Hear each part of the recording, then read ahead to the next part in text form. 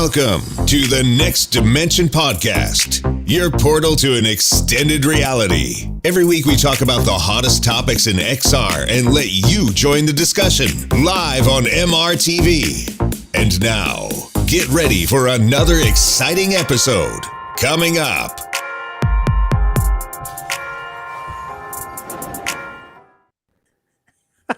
Hi, welcome to Season 3, Episode 24 of the Next Dimension Podcast, your podcast that's all about VR, AR, and mixed reality. Today with a very special episode because this is the Quest 3 review episode with VR Flight Sim guy. Steve, how are you doing today? It's great to be back, Seb, and I tell you what, you're looking better than ever in this pass-through mode. Yeah, you too, man. You too.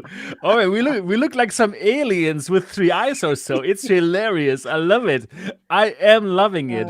Oh my goodness, so good. Yeah. Also with me, Sebastian Ang, founder of MRTV and the host of this podcast. Woohoo! Oh my goodness, this is so funny. Yeah, for all of you out there who are not watching this but listening to this as an audio podcast, Steve and me are donning the Quest 3 right now, and we're using the pass-through mode to see ourselves, and it's hilarious.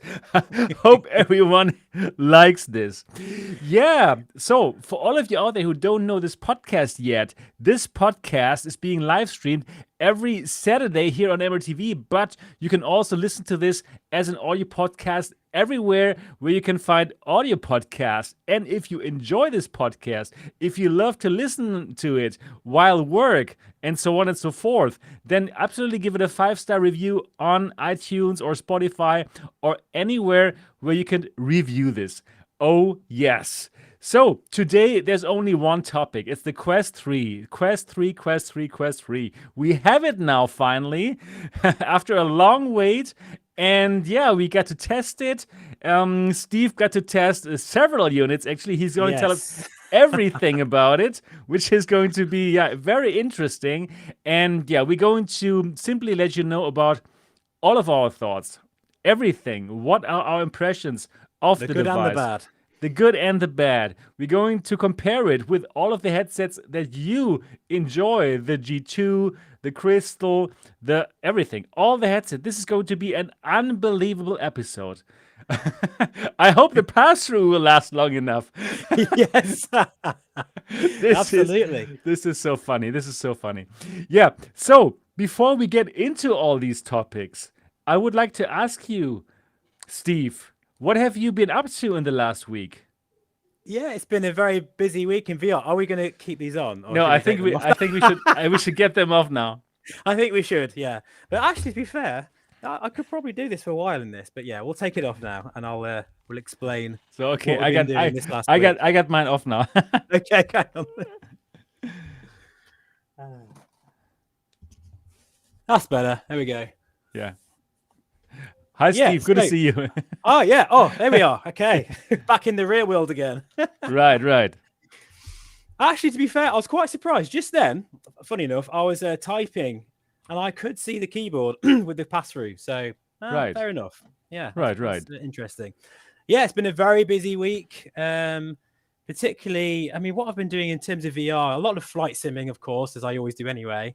But yeah, I guess it's all been really about the Quest 3, really, and I'll explain all about that later on. But I've been really enjoying using the big screen beyond. The fact for the past, I don't think I've been on the podcast for at least a few weeks now.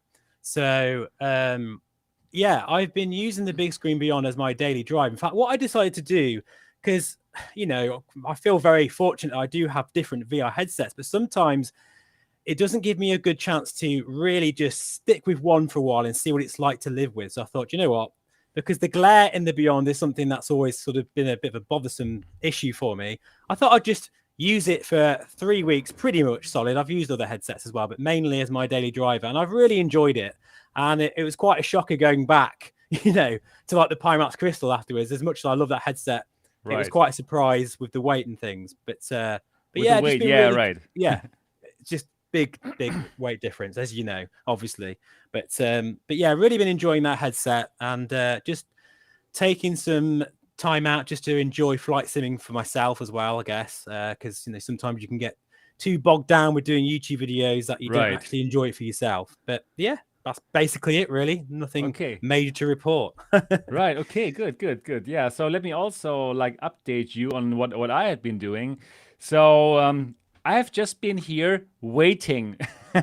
Yes, I've been exactly. waiting. I've been waiting for the Quest 3, obviously. So for all people who don't know where I am right now, I'm right now in Taiwan. Normally I'm in Germany. I'm German, right? But my wife is Taiwanese, so we're spending quite a few months every year in Taiwan. And also here, the Quest actually it did launch on the 10th, like everywhere, but not in the stores. So you had to order it on the website.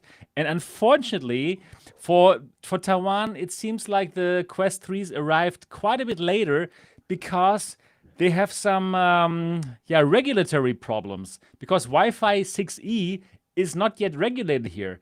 So if you want to import any kind of Wi-Fi 6E device like the Quest 3, you have to fill out all kinds of crazy forms, which we had to do in Chinese. So my wife had to help me with that.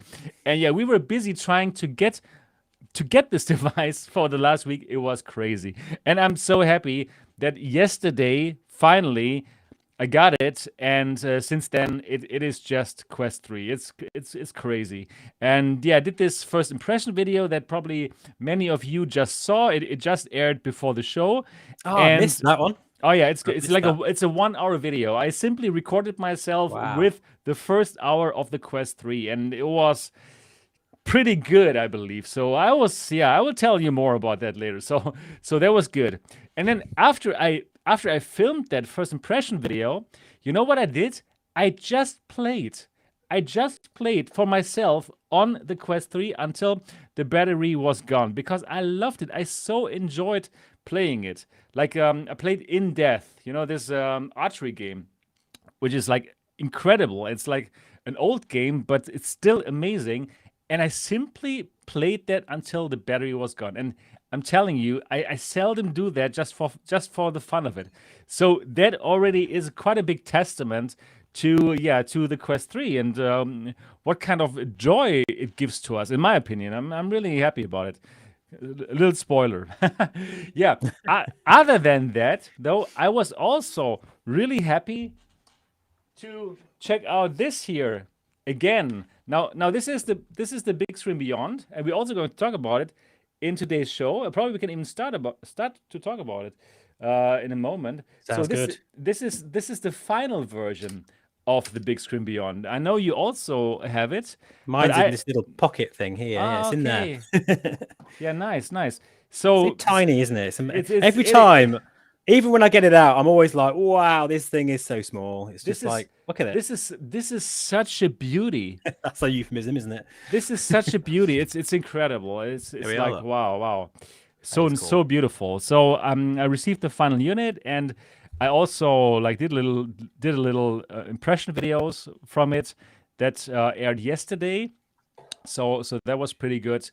And yeah, other than that, I was still working on Try My Tech, of course, my other startup, and very busy overall, but very happy because finally lots of things are happening in virtual reality. What a kind of an interesting day and age. Yeah. This year's been crazy for VR. Like exactly. It's been. Yeah, very exciting. Yeah. Exactly. Yeah, also I was on another fantastic podcast, the Q2C Gamer Live podcast from Eric and Todd. So greetings to Eric and Todd. It was a pleasure to be on their show. And it was also about the Quest 3. But at that point in time, like I didn't have it yet, but I was still discussing it with them, which was fun. Yeah, but now finally it's a great timing that for our show now, I have it now. We both have it, so we can discuss it. Yes. But so that was my week. Very exciting stuff. It's a super exciting week. And yeah, a super exciting year. Totally agreed. Yeah. So let's talk about probably first of all the Big Screen Beyond. So I got the final unit now. Before I was only using like a pre-production unit. Here it is. It's a beauty, isn't it? It really is a beauty. It is such a beauty.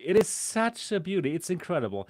So So one thing that I also said in my impressions video, yeah, about the final version, I said, "Sorry, Steve," because Oh, I saw that. I did. because I made me laugh. That did. Yeah. because Yeah. you You should say sorry. I was yeah, heartbroken. I know, I know. Because why should I say sorry? Because Steve always said like, oh, you know what? The FOV is kind of nice. It's kind of like Pico 4 FOV, and I was always like, come on, Steve, that can't be true. You can't really mean that. The FOV that I saw in my pre-production unit was like barely Quest 2. It was really like for me Which the limiting. really shocked me It when was you said that. yeah, It really exactly. It did, was like- for me really the limiting factor that made me not being so excited about it. You know, I liked it. I love the form factor. I love the colors, but I was never really like wow, this is so amazing. I want this in my life. I was like, yeah, okay, cool. I wish them all the best. Thumbs up. But I was not like so wow, yes, yes, yes, yes, yes, because of the FOV. And now I got the final unit, the final production unit. First of all, yeah, they have made some little cosmetic changes, like a big screen branding inside, which is nice. It's amazing. Yeah, but what really shocked me when I was trying it out for the first time is that the FOV really, really is good. It's you were totally right and I was totally wrong. let's say like to this. be fair. Well, to be fair, you were right because that's what you were seeing. Yeah, I with was that right. Facial interface. Right, you're right. You're right. But you know, I'm so pleased that they decided to, produce a more updated interface for you, because I was very perplexed by what you said to me. I was like, I was questioning myself. I might just, I went back into it and thought, no, the field of view in this headset, it's superb for the how small this thing is as well. And yeah, for me, it is very Pico 4-ish, and I'm so glad now that I don't know what clever engineering they're doing with the facial interface. Of course, it's because you're really close to those lenses, but it doesn't feel uncomfortable. Yeah, super close. It's quite incredible what they've achieved with that. Yeah, exactly. What did you get on your horizontal? Did you do a test? Did you say it was about 90, I did the 96. 96. Okay, 96, yeah, yes. cool. And you? Did you also try it? No, I haven't done a test with it. I just generally just go off by feel. I'm not quite technical when it comes to the field of view. I probably should include that in my videos, but I generally just have an idea, just try different headsets, A/B comparisons. You can have a better feel for how important that extra bit of field of view is rather than the numbers itself. But yeah, no complaints there for the field of view in this headset, for what they're, especially for the form factor. Absolutely. I always find it's a strange feeling, because when you put it on, it's almost like you feel like you should have a bigger headset on your head because of that field of view. You feel like this should be a bigger headset, and then you take it off and it's tiny. You think, how have they done that? So yeah, massive congratulations to them. They really have nailed that. They did. It is really surprising that you get like a good field of view with this tiny headset. Probably this is the most beautiful and the most sexy headset that I've ever seen. Truly is. Like the best form factor ever. OLED colors. OLED colors. That's already good enough, right? OLED colors, nice FOV, amazing form factor, super light, made for your face, right? This face gasket here, it was made for your face, so you have to do an eye scan first. No, not an eye scan, a face scan. Eye scan. Wow. Yeah. Wow, you have to do a face scan. It is funny, when you see the facial interface, you think, does my face really look like that? On mine, it's got this like massive indentation there, and the contour of it, and the way it goes sort of inwards. I think, wow, does my nose really do that at the top? But when it's on, it's like it just fits your face. But we should do the whole show like this as well. Yeah. next time we start like this, We'll do that next time. We should, like, every show we should just start wearing some VR stuff. That's a good idea. I like that. The field of view in this is good. Oh my goodness. Steve, are we nerds, by the way? Absolutely. A nerd, and I'm proud of it. Yeah, totally absolutely. Me too. Yeah, it's amazing. So what happened actually, when I was asking for the final unit, I actually asked the team to make a new face gasket for me, which would increase the FOV. like which would get my eyes closer to the lenses. Because I've read Road to VR, Ben Lang, he also reviewed the headset, and he wrote in his article that he had the same problem like me.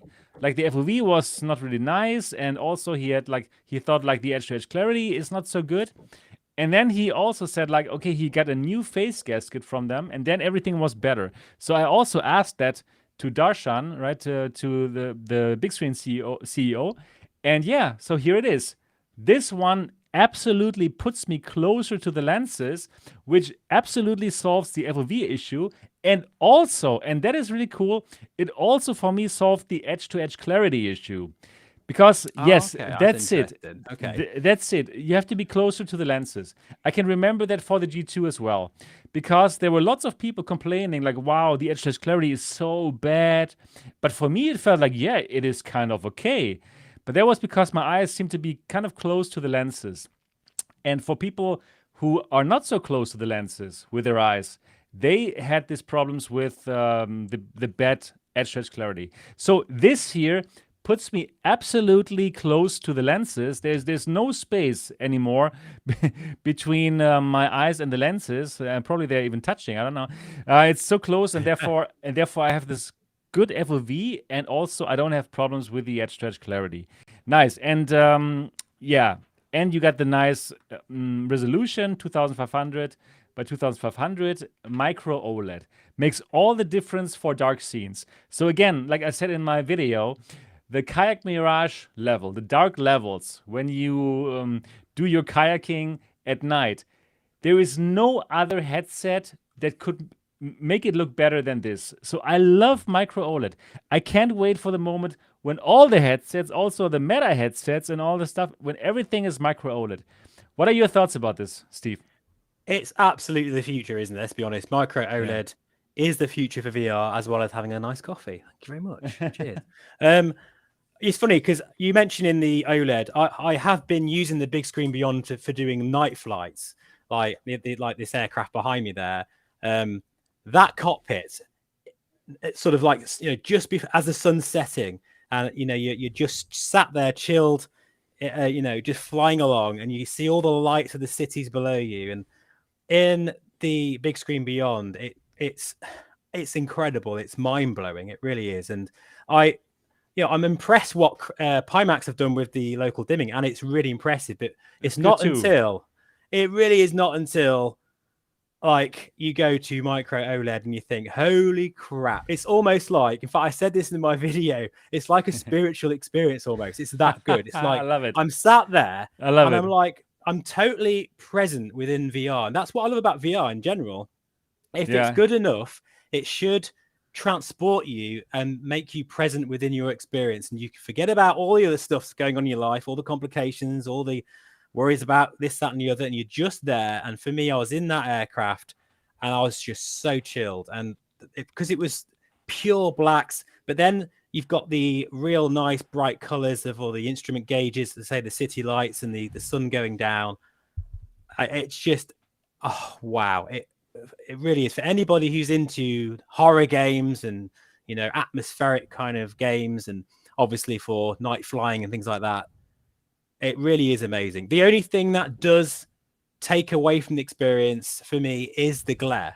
I have to be, it's still, I tried to imagine in my head, what would this be like with, very minimal God rays glare? Then it would be like perfect. It's not perfect. The headset is not perfect, but you have to realize this is a compromise, and what they're doing is quite simply a groundbreaking device. And it makes me look forward as well to what they can do in the future with the big screen beyond 2, let's say, or something. And what are they learning from this that they can then bring about in the next iteration as well? But for those of people who really want, like I have for years, a micro OLED high resolution display, and then you got this form factor on top of it, I really cannot see any other headset beating this for a long time, because it's just incredible. It's a very different type of experience than it is with any other headset I've had.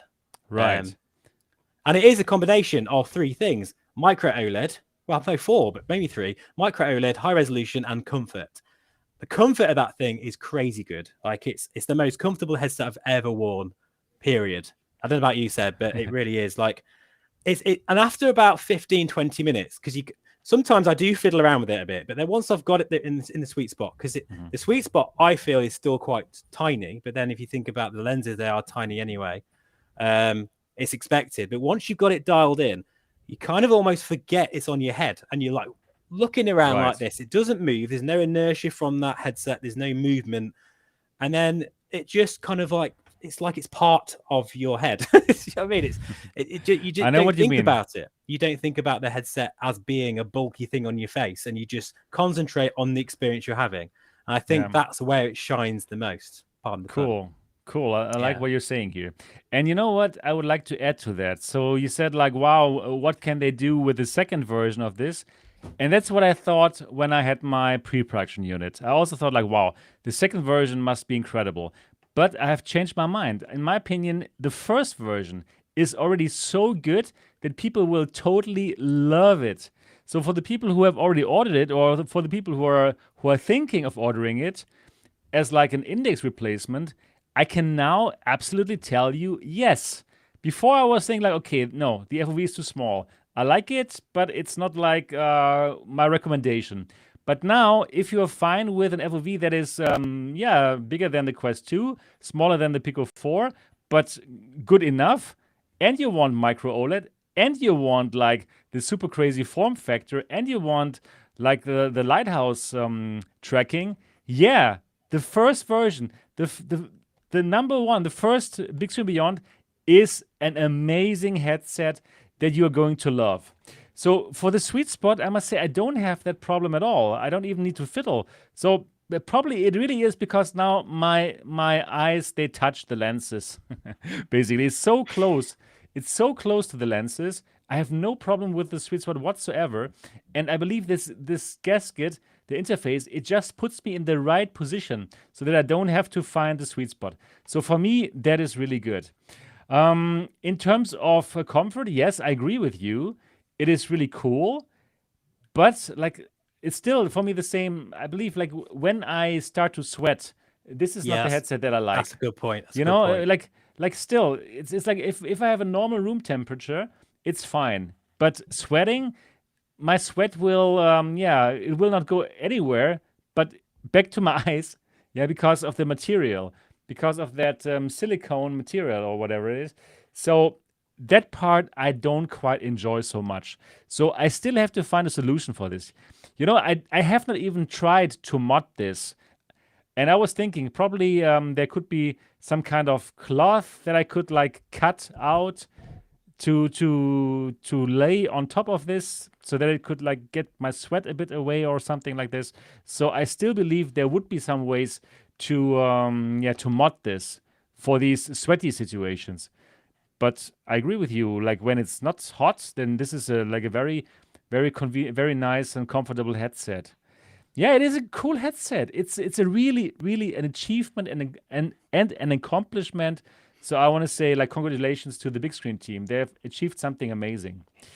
I think for me, and I don't know whether you can do this or if you have time to do this, Seb, but if you can, just use the Beyond now. No other headset for about 2 weeks. And then I cannot do that because of that. That's true. Yeah, of course, it's a bad time now because the Quest. It's a bad time now, yeah. But I did. In fact, that was probably a good time for me because I did have that point just before the Quest come in to just use the Beyond, and it really was like I got so used to that form factor, and I got too used to it really, and anything felt too heavy for a while. Wow. Okay. Like the aero, everything. Just I thought, oh, this is too big. I can't believe this. Like I feel like I'm been spoiled forever, really now. But I got used to it again because obviously I love all kinds of headsets, and it's not perfect. There's different things that are good about various. We haven't got the perfect VR headset yet. There isn't one out there that does everything good, unfortunately. So there is some. Well, one day hopefully that will change. But no, I must honestly tell you, the Quest 3 is getting very close to that headset, in my opinion. Well, we're going to talk about that in a moment. Wow. So, I'm a fan. I can tell you now already. So yeah. Anyways, what I also really like about the Big Screen Beyond is the lens insert system. You know, like I am a glasses wearer, and yes. I got those lenses. That looks good. Yeah, that is great, and I love it that they have thought about it when they engineered the whole thing. That they directly put some magnets onto the lenses so that we can buy those lens inserts and put them there. So this is just a very well engineered headset. Very cool. Very cool. Yeah. So Technic Checker, he just asked in the chat if the gasket, this super slim gasket that I had made them make for me, if that is standard. And I don't know about that the answer for this question, but I did send Darshan an email asking this, if this is now standard. Probably it is now standard. Probably they've just improved their process of making these gaskets, and probably it's standard. I would hope that it's standard, because it just made such a big difference for me, you know, being closer to the lenses. I think mine had that closer field of view. That's where we had that difference of opinion, because you had yours a lot earlier before I got mine. Right, exactly. And then I was like raving about the field of view. So I think perhaps that's what happened there. But I'm sure I've read somewhere or heard that you do have an option, you know, if you get your facial interface and for whatever reason you're not happy with it, you can sort of email them and let them know, or if they, you know, can maybe offer one that's slightly thinner. I'm sure I've heard somewhere whether you can do that. Whether you have to pay for that, I don't know. But it's the only other niggle for me, and this is really, it doesn't really mean anything, to be honest, because you're wearing the damn thing on your head. But as you see that facial interface there, like the whole headset looks so desirable and it looks so gorgeous and well made, which it is. And then I just feel like this, it just from an aesthetics point of view, which doesn't really matter, just looks a bit rough, doesn't it? It does look a bit rough. But I don't really know how they could change that, really. But it's no big deal. It doesn't affect the way. In fact, if anything, it's because the way it looks, it's because it's molded so carefully to your contours of your face anyway. But from a purely sort of aesthetics point of view, it does look a bit.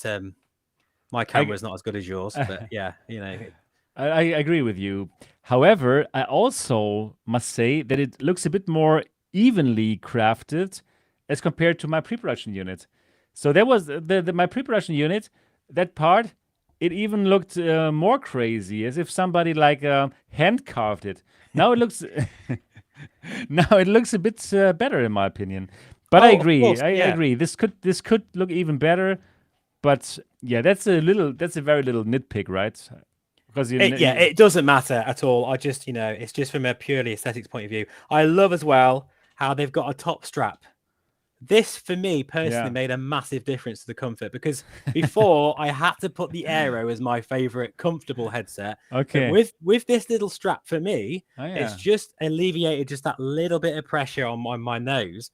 And I've got a massive nose anyway, but it just instead of it sitting there, because even 180 grams, after a couple of hours, you're going to feel it, guys, even after an hour.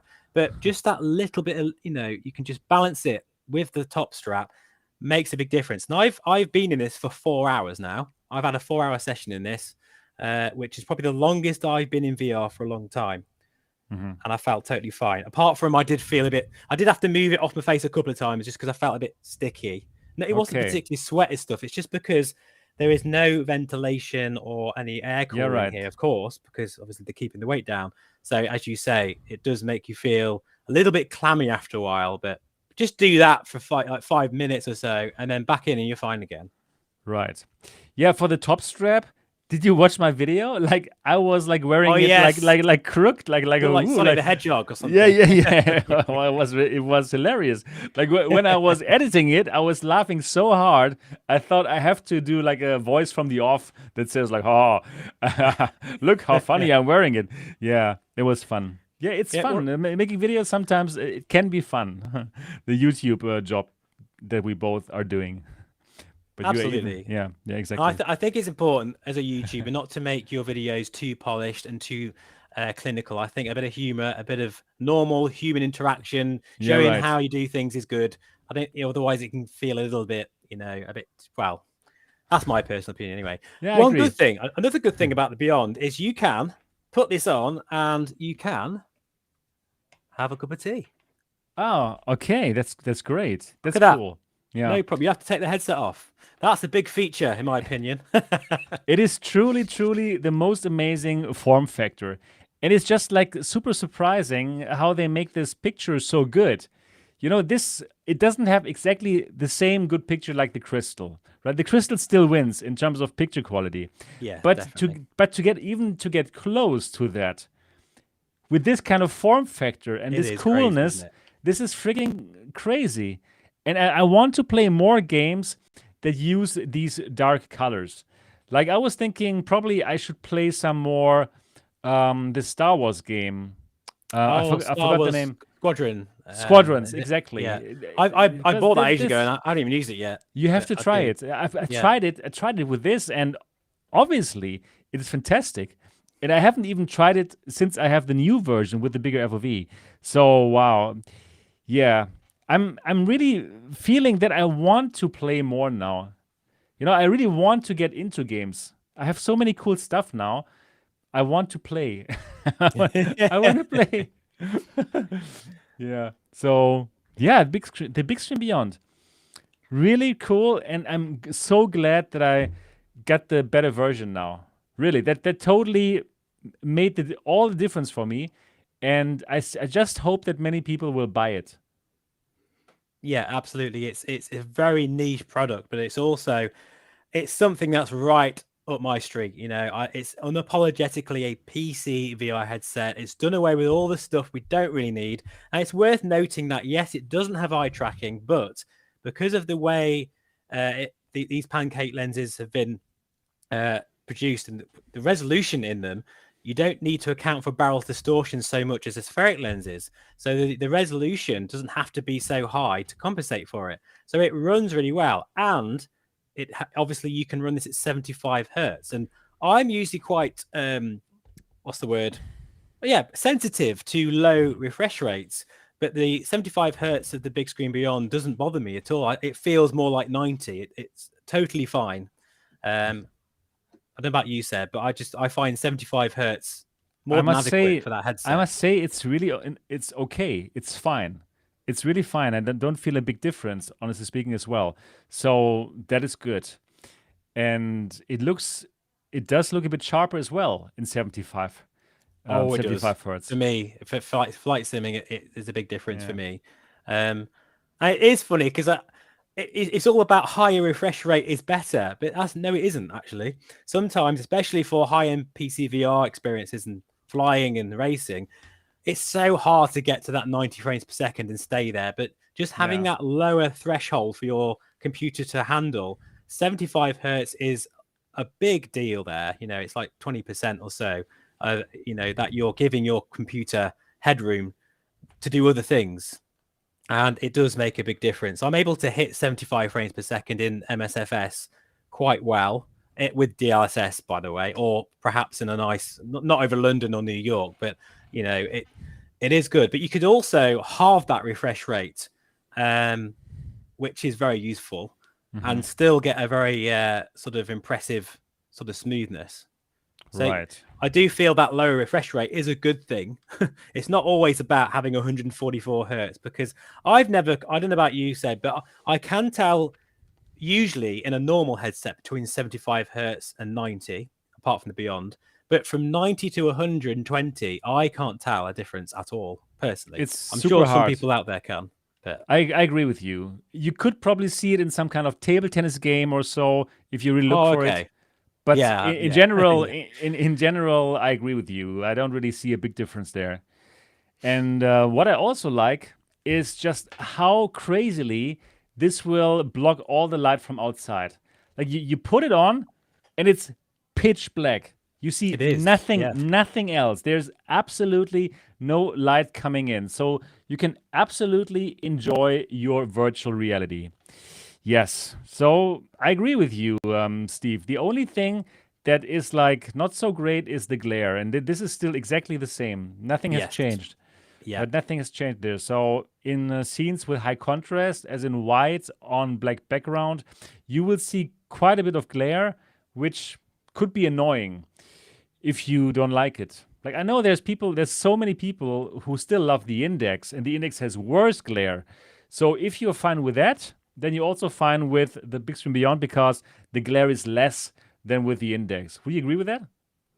Yeah, absolutely. Right. I've never owned an Index, but my friend had an Index for quite a while, so I was able to test it out, and I was shocked with the glare in that. I was like, what the hell? Do people actually deal with this? You know, because I am a bit of a snob when it comes to glare. I just don't like it. And that's why I really did struggle with the Big Screen Beyond to start with. And if anything, sadly, I think the glare's worse in a flight sim because you're staring at a cockpit full of gauges. Because I noticed looking outside in the external view, there's no glare. Like it literally just disappears. And then as soon as I get back in the cockpit again, all these gauges lit up and stuff, you can see, for me, a bit of glare at the bottom. And it's kind of always sat there, which after a while, I did get used to it. I did. But is that a good thing? I don't know. Obviously, we don't want it there at all.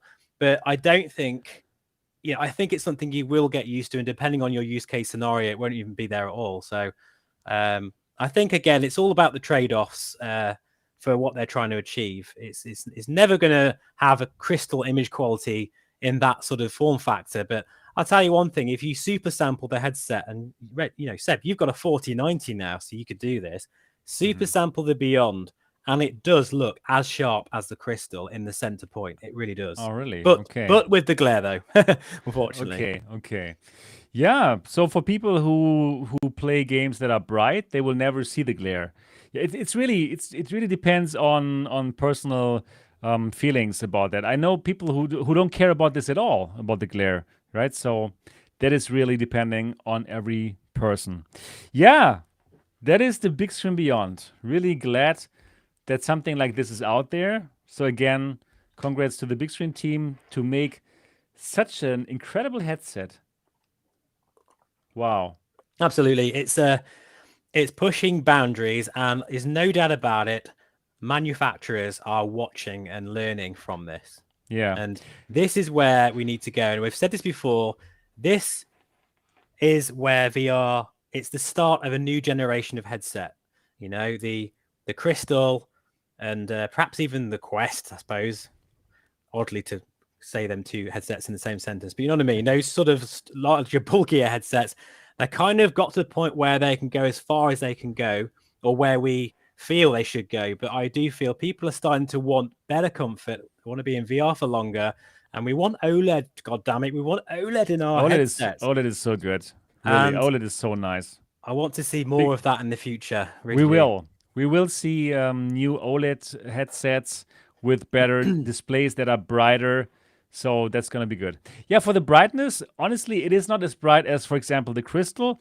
But for me, it is bright enough. So I don't really see a big issue with this. What are your thoughts about brightness?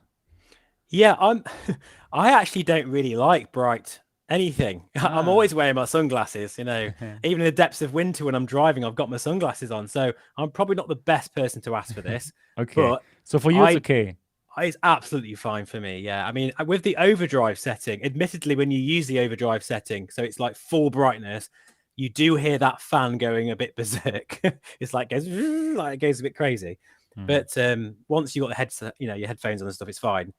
It's plenty bright enough. And I do feel because of the fact that it's molded so well to your face, you cannot see any light leakage. I do feel that all of those, what would you call it? Photons? I'm not quite sure what the technical word is for the light, but it goes into your eyes. Nothing's wasted because there's no other light source being affecting the brightness of the screen. So it actually is fine. It really is. That's exactly how I also have it work in my fantasy. That all the photons will go into my eye. Yeah, just like goes. No photon is being wasted to go outside, right? Exactly, that's what I'm thinking too. So I think it makes a difference, definitely. I really do. Think, also, this has a really good microphone. The microphone is like probably the best microphone that I've ever had in any kind of VR headset, which is cool. It's unbelievable. But unfortunately, though, for this there's no audio solution. So what are you using for it? Do you have some special? I'm looking. What am I using? Oh, so they're actually on my head. Right. And these headphones are the ones you recommended a while ago. Yeah, the reason why I like these is because they really do like. You can I can use these with the Aero and the Crystal. I'm joking, and obviously the Beyond. In fact, that's the only two headsets that I need audio for, and I find these fine. They're just Corsair H80. What? Sorry, H80, I believe. H80. Yeah, they seem okay. The sound isn't. They're not the best I've ever heard in terms of the sound, but it's good enough for me. They are pretty good. I think they are okay. They're fine, and they also have a nice microphone, as you can hear right now. Hopefully, yes. Your mic sounds good. Yeah, yeah. I have the same headset here as well. Yeah, cool. Very nice. So this is Big Screen Beyond. Sorry, I was just thinking I did have a pair of Bayer headphones and they cost me £1,000. But unfortunately, my dog chewed them up one day when I got home from work. Oh, no. They were chewed all up on the sofa. So I remember that day very well. So I thought I'm not going to get another expensive pair of headphones. So I thought I'd try these out. They are still, they're still £100 or so, but they are absolutely worth it. £1,000? You can pay £1,000 for headphones? Well, the only reason why I had them is because I used to record bands. I used to had a recording studio. So, guys, I didn't honestly promise you, I didn't just buy a pair of headphones for £1,000 just for gaming. It's because I was using them for bands as well to record. Right, got it. Then I used them for gaming as well until that fateful day when Colin, my dog, damn you, he has a very funny streak in him, and he just literally tore them apart. I was like, oh my god, wow, that's crazy. Yeah, as long as your dog doesn't eat your Big Screen Beyond or your Quest 3, everything is fine. Yeah, it should be fine. Okay, that's Big Screen Beyond. Very nice headset. Glad that they're there, and very cool. Hopefully people who ordered it going to get it soon. Yeah, all right, but now to the main topic of today. Here it is. The Quest 3. Finally, I have it, and you finally have it too. Woohoo! So cool. It is such a nice headset. I'm really happy to have it. Yeah. Okay. I don't even know where to start. Let me just ask you, what do you think about the Quest 3? Do you like it? Do you not like it? What are your thoughts about it? I've had a very turbulent start to my Quest 3 experience. Okay, tell us. So I've just got completely distracted by Colin saying bad Colin. Absolutely. And Sven, hi, buddy. Good to see you in the comments as well. Yeah, basically, I had a bit of a turbulent start, and I'm not going to bore you too much with this because, well, it's just the situation that I found myself in. But, I pre-ordered the Quest 3 straight away from Meta, actually, as soon as, and it was apparently going to be... I was going to get it on the 10th of October.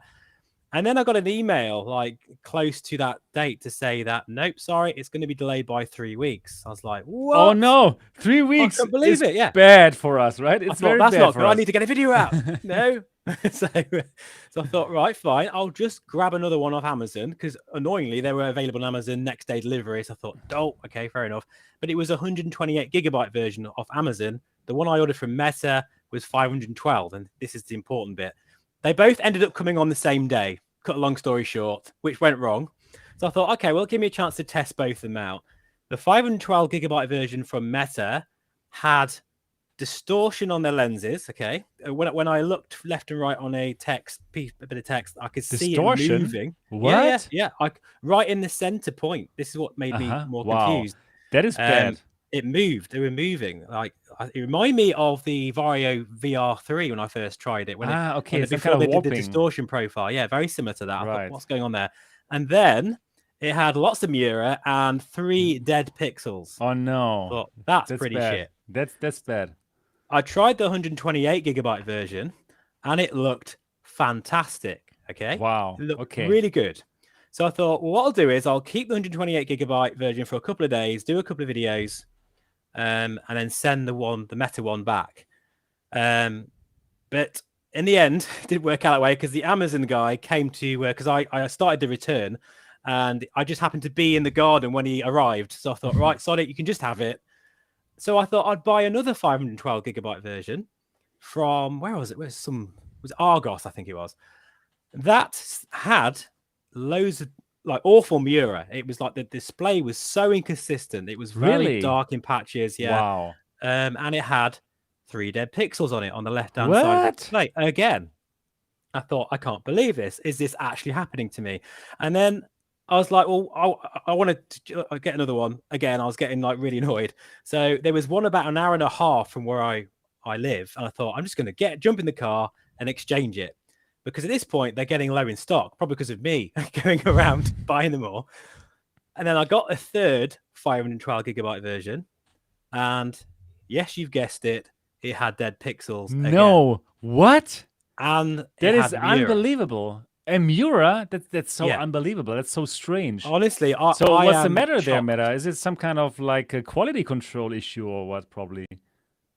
I've no idea. And like it had like white dead pixels as well, or whether that was just Mura. I couldn't quite work it out. But the screen had lines, and then it had like white dots, and then there was like a dead pixel, like a really big one, on this sort of other side. So I had to go back to Argos again, and then they wouldn't believe me this time. So I said, look, switch the headset on, I'll show you. And they yeah, fair enough. And they could even see it. It was that bad on the left screen. And then I've just gone and got this one. This is like up to date now. We're now in the present day. I've just got this one. I've decided to go back to 128 gig. I tested it just before we went live, and it has a fantastic display. Oh, okay, good to know. Good to know. So, but yeah, headset but the number is, what for?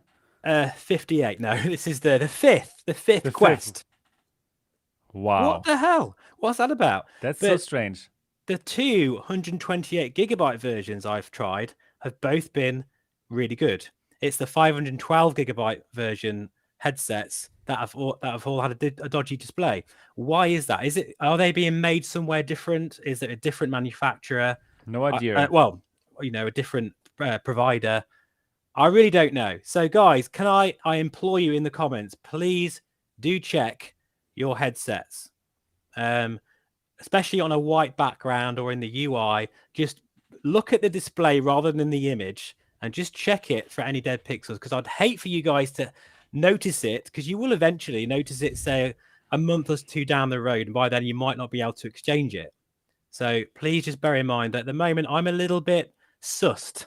I'm a little bit like, what's going on with these 512 gigabyte versions? I don't know, but for sure, for me, I'm convinced now that I've tried 3, that the display isn't as good quality as the 128 gig. That's what I think. Having tried 5 of them now. Okay. So I'm sticking with this one now. I'm not going to get another one. This one works. It looks great. There's no Mura in this one. There's very minimal Mura in this 128 gig version.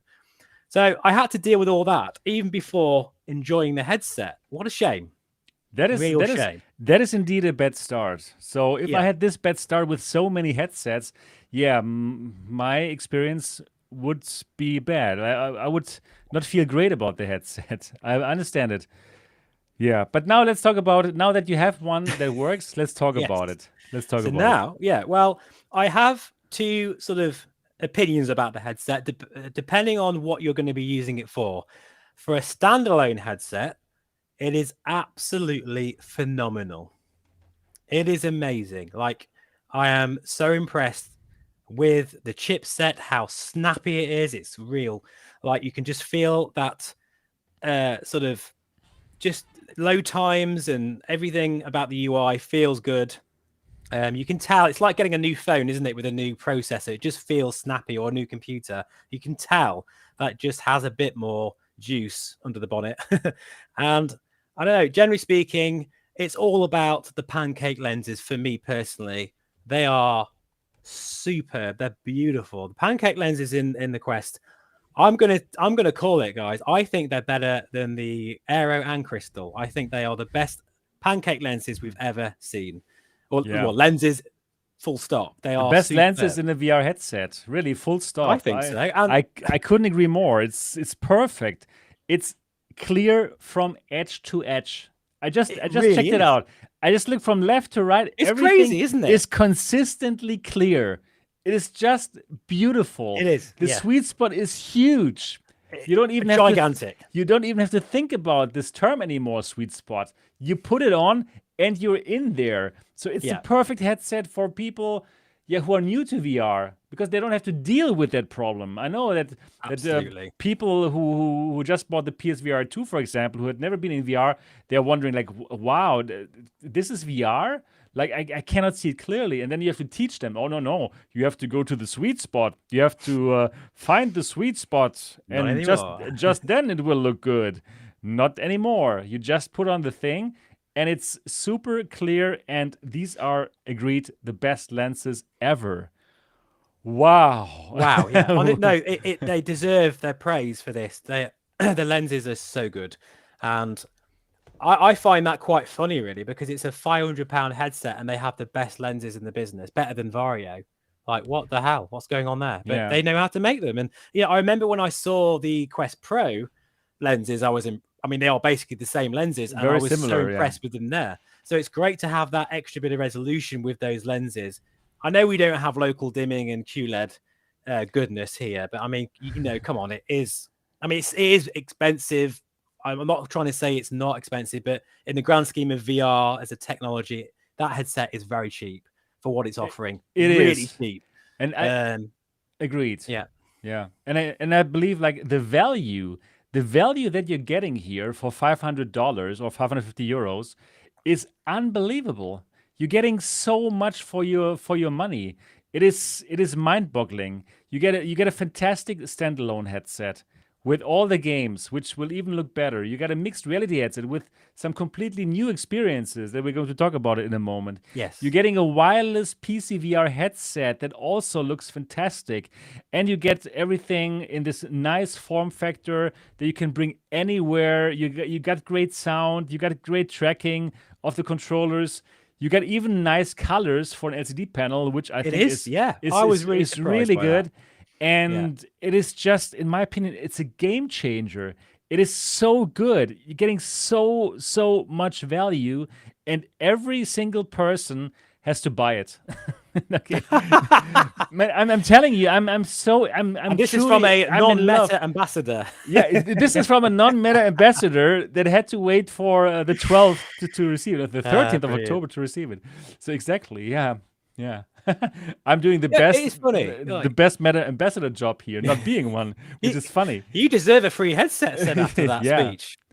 But no, like I tried it. In fact, I did a video in DCS and tried to forget about the dead pixels in the one I was using, and I just focused on. In fact, it was a sunset scene, just happened to be. And I've got to admit, like obviously, the micro OLED of the Beyond is beyond the Quest, but the thing is, when I'm in it, I'm not thinking to myself, oh, I'm really missing.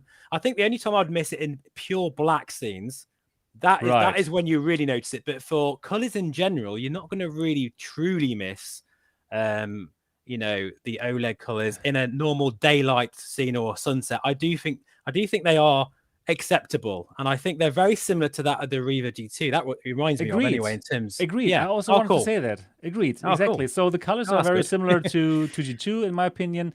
So for an LCD panel, these are good colors. Totally acceptable in my opinion. Agreed. So yes, they cannot compare against the colors and the blacks of the Big Screen Beyond, but who does A/B comparisons other than us?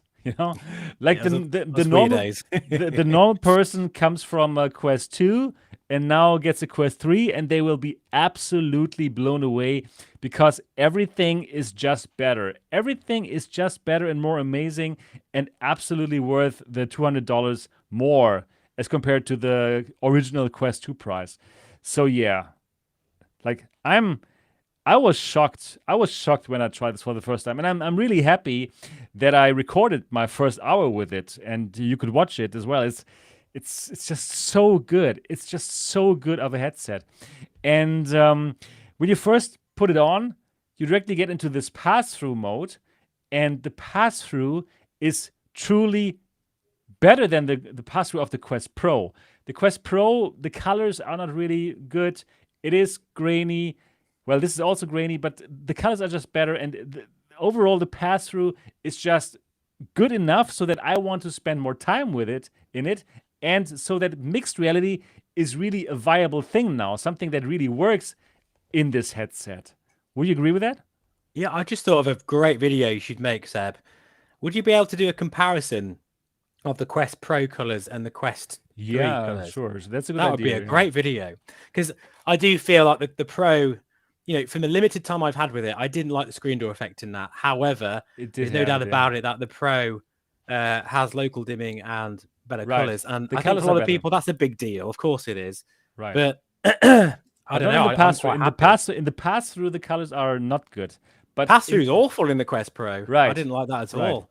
So I did try it when it was first released, and it was like really laggy, and I was doing it with my hand, and it was like, oh, it's awful. I was not impressed with it. Right. So here you put it on, and you are in this nice pass-through. It's depth correct, very cool. You can see your surrounding very nicely, and it's just very cool. So one thing that I did with that pass-through is I was lying on my bed, and I turned on virtual desktop and was streaming my computer, my Mac, and in there you could, I was just running Netflix, and I was putting like a huge virtual desktop screen over my bed, and it was just floating there, and I was just watching Netflix on that huge screen that was floating over my bed, and it was just staying there perfectly in space, perfectly tracked. Yeah, so much better than these AR video glasses that will move with you, right? This perfectly stick there because of the pass-through. I could still see my wife, which she was also in the room. It was just so good. It is just this mixed reality future, this augmented reality future that we were hoping for. There was promised to us by Magic Leap, for example. Now it's reality with a $500 device that you can buy right now. It is crazy, and I know I'm going to do so many more things with that pass-through, with that huge screen that I put on top of my bed. I'm going to play Starfield there. I'm going to play other games there, simply because now it's just like so cool to have this in pass-through, and I loved it. Yeah. Yeah. How about you? I will say, well, excuse me, sorry. I must say that actually, because of the YouTube videos I watched before getting the Quest 3, I was initially very disappointed with the pass-through, because I was expecting it to be way better than, because a lot of the reviewers out there were totally hyping it up too much. Fair enough. Agreed. I do feel it was too hyped. I kind of wish I didn't watch those, because I didn't watch them. About it. Yeah, after thinking about it, and then going back to the Pico 4 pass-through, and going back to the Quest, obviously, it's gone now, actually. My friend's just got it, and he's very happy with it. But yeah, after comparing it and being, just thinking about it from that perspective, and thinking about the Quest Pro as well, it's a very, very, very good pass-through for what it does and for the headset price. And of course, lighting is crucial in this headset. Like, it needs quite a bit of light, otherwise it does get incredibly grainy very quickly. But in fairness, you can type with it just and see the keys. I personally, in fact, my eyes are pretty decent, but maybe it's my phone, but I can't see messages on my phone like some people can with the pass-through. I don't know if you can, Seb. But then my phone's quite small. It's like very distorted and very wobbly. It's a bit like, if you really need to, you could see the messages on your phone, but that's not the way I want to use my phone. No, absolutely not. And I do feel like we're getting a bit too ridiculous now. Some of these YouTube videos, like, it's not that good, guys. Come on. And agreed. I totally agree with you. Once you get past that, throw it out the way, and then just think about it again and enjoy the pass-through for what it is. It's good enough, especially as an introduction to MR. And I do feel like I tried I'm sure everyone's tried that Alien demo where, like, you scan your room, get everything all set up in that, and then you kind of shooting these little fluffy alien things. And I was blown away with that. I really was blown away. The way, like, they come through the ceiling and stuff. And then it makes sense, because the pass-through becomes the background. And then you see the VR aspect of it, which looks super sharp. So you're looking at the aliens, you're looking at that spacecraft, and in your peripheral vision, you can see your pass-through. And then it becomes like, hang on, this actually is really impressive now. I get it, because this pass-through is not meant to be retina resolution. It's not meant to compete with the Apple Pro thing. It's good enough for an introduction to MR experiences. And yeah, I think it will get better anyway with software. Meta engineers are the best in the business when it comes to this. And I do feel over time, I'm hoping they're able to improve the quality of it. it is good. I'm impressed with it, but I was initially disappointed, as I say, and that is simply just due to the YouTube videos out there. If I would have checked it out, not looked at those, I think I'd have enjoyed it more, weirdly. I believe so. I believe so. So I agree. Like if you just went by those videos, then you would think like, oh, it's perfect. But it is really not. It's grainy, it's noisy when there's not enough light. Even if there's enough light, like here, my room here, it's pretty well lit because I have all these IKEA lamps. Now you know here. So it still looks a bit grainy and noisy. So there's still lots of room for improvement for the future, but we will get to a future where this pass-through is perfect in Retina. I don't know, probably the Apple Vision Pro is going to bring us closer to this. But for a first device that is truly viable for giving us mixed reality experiences, and for $500, come on, it's so good. It is such a game changer. And you said it exactly right there. This pass-through is good enough for giving us viable mixed reality experiences. That first encounter demo, I played it, and happily, I also recorded that, my first reactions. So watch my first reaction video. It's called Raw and Uncensored. MetaQuest 3. Is it really as good? So my answer is overwhelmingly yes, it is really as good. So I loved that first encounter experience. And like people like us who have seen so many things in VR are blown away. Yes. I'm just imagining what are people going to say who just picked this up because they want to play Beat Saber for the first time, and then they try this. Oh, imagine their mind must be blown. They must be. It's like magic, or not? I mean, I was blown away with that Alien demo, really, and it was just a very simple little game thing. And I've been in VR for many, many years, and I've even seen the Vario XR3 Me too. pass through, and like that is insanely like sharp. But I'm still excited about this because end of the day, let's be realistic. This is £500, and you get a lot for it. You get a lot of for your money. It's a game changer. It is. There's a few other things though that I'll probably go over. It's not all perfect. There's a few other things that I want to say that I did notice. In fact, I'll say it now, might as well. In fact, people in my comments on my video were like horrified when I said this. And I don't know whether you've noticed this or not, Seb, but I do see screen door effect in the Quest 3. Oh man. And I really don't see it. You know what I'm thinking? No way. You know what I think that you're seeing? I think you're seeing a low resolution. You're seeing a low resolution from the games, but that's not screen door effect. That's what I think that you're seeing. No, what I think it is, it's because, I mean, you may be right, but whatever it is, it's the same effect, that's for sure. But the thing is, right, when you look at it, like the lenses in the Quest 3 have been canted, okay? Because the reason why you get a really good field of view in the Quest 3, it's much improved. It's about, well, I think around 105 degrees or so, which is really good. That's better than the Crystal horizontal. And the way they've achieved that is by the lenses are this, like here, and they've canted them like this. And because of that, the usual sort of like perfect lines of what you'd see or possibly see screen door effect have now been moved. So it's like a diagonal pattern. It's always I don't want to tell you this, Seb, in case you do see it. You don't want to see it after that, but never mind. And what happens is you get this diagonal pattern. And I think the screen door effect is more obvious because of the canted displays.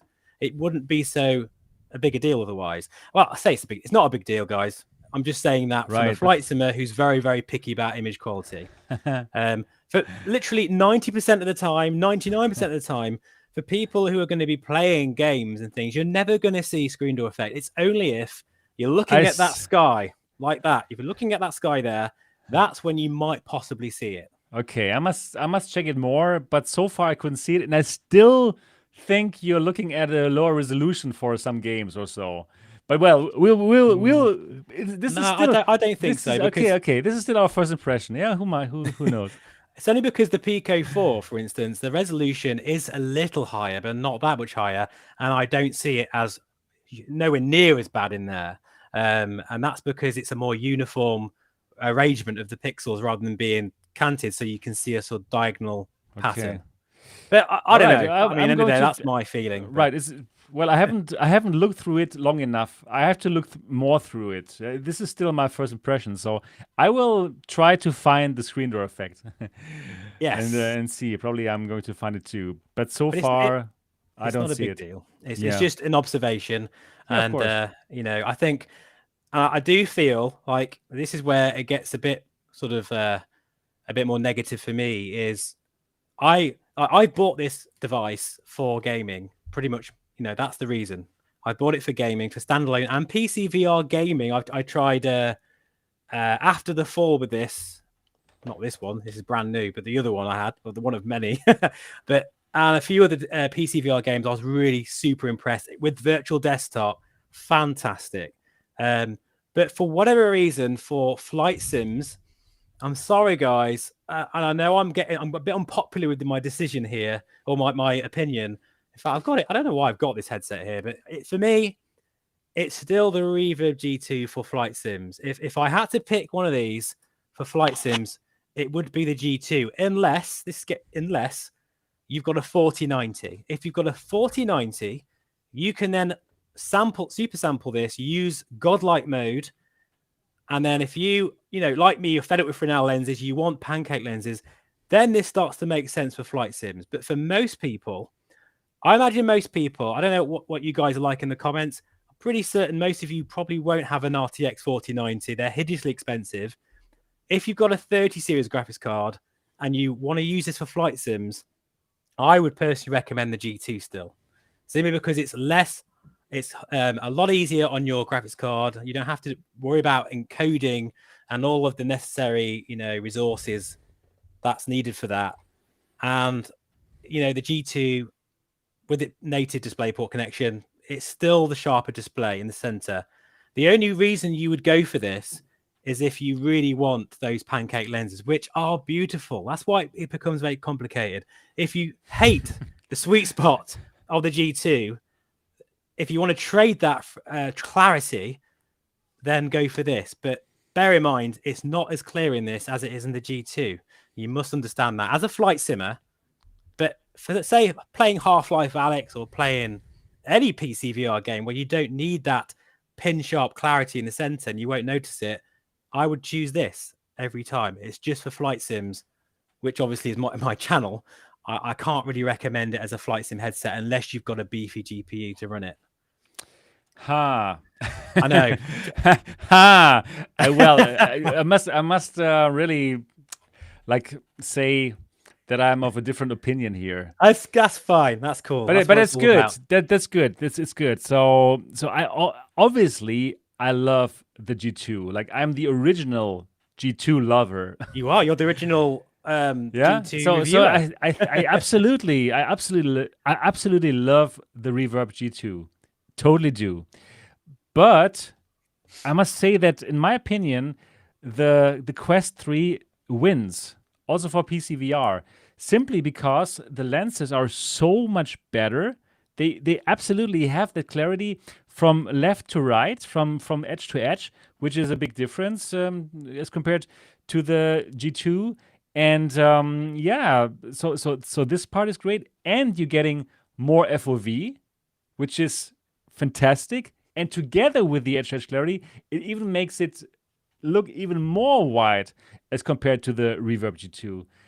So you're seeing more, you're seeing it more clear, and in terms of like sharpness. So yes, the G2 is sharp. There's no question about it. But this is also really, really sharp. And in my opinion, this has less Mura than the G2 because the G2 it does have some lines. You're right. Yeah. You can see some inconsistencies there. So I must really say no. In my opinion, you should go for the Quest 3, and it makes sense to upgrade even from the G2 to the Quest 3. And even for a flight simmer, though, someone who needs to look at all these little tiny gauges and these little bits here and that, which with a 30 series graphics card, you're not going to be able to run it on Ultra. I agree. I agree. Like DisplayPort is fantastic. That is really the good thing for the G2. Yeah, but you're getting so it's many. hard. It's a difficult one. Yeah, it's a difficult one. but you're getting so many other stuff on top of that. I know. Probably you don't only want to do flight You can simming. play Beat Saber in your cockpit, when you're on a For long-haul example, flight. yeah, exactly. So then you got those better controllers as well. You can do all the cool mixed reality stuff. You can go into your bed and have this huge screen, which I truly love. So in my opinion, it is a fantastic upgrade for your G2.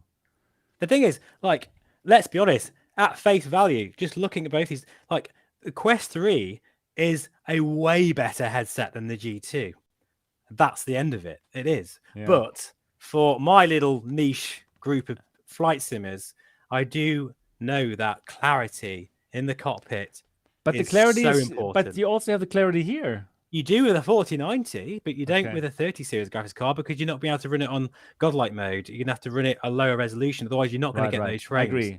I agree. I know what you're getting And to. it breaks my heart because I know that people will love these lenses. These lenses are amazing. And Yeah. I guess it's all to do with the fact that, this does not have a display port. I'd never expected to have one, of course. And that's the problem here for flight simming for me. Which is a shame. It is a great shame. And I do feel, though, like Virtual Desktop is the savior of this headset when it comes to using it and trying to get the very best image you possibly can. And there's so many settings in there that you can mess around with. And even actually on Link, to be fair, even the Oculus Link, it does look really good. I can read the gauges still. It's okay. But again, I'm coming from this from a 4090. I really need to try this out with the 30 series GPU. Do you have one, Seb? Because I do have one. Yeah, I do have one. It might be a good test to see how it runs. Because Right. another way of looking at it is the chipset in this may offload some of that streaming capability, some of that encoding. There might be more of it being utilized on this chip since it's a Gen 2 XR2 chipset. There may be a bit of a difference there as well. So a lot to think about, really. Yeah. So I feel like everyone should buy it. I honestly think everyone should buy it. It's crazy. It's really like the headset that is so hard not to recommend because it does so many things right. Yeah. I would love to hear more flight simmers weigh in after they have gotten it. After they've gotten it, after they upgraded from the G2. So what are their feelings about it? Probably we do have some people here in the chat right now. Guys in the chat as well.